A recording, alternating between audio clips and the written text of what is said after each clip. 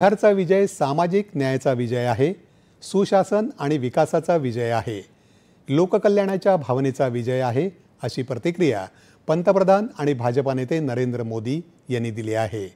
बिहारच्या जनतेचे आभार मानत हा प्रचंड जनादेश जनतेची सेवा करून नव्या बिहारची उभारणी करण्याच्या संकल्पसिद्धीला ताकद देईल, असं पंतप्रधानांनी म्हटलं आहे।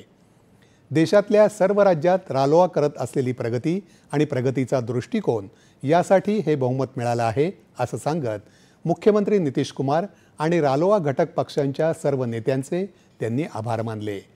रालोआच्या कार्यकर्त्यांचेही मोदींनी आभार मानले आहेत।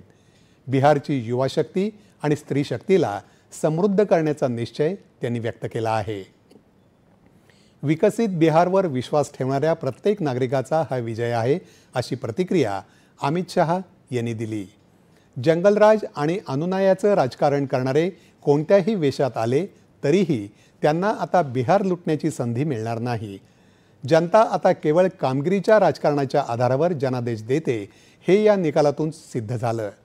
भारताची सुरक्षा आणि संसाधनांचा गैरवापर करणाऱ्या घुसखोरांना आणि त्यांना संरक्षण देणाऱ्यांना बिहारच्या एकेका मतदानानं चोख उत्तर दिलं आहे, असंही शहा म्हणाले।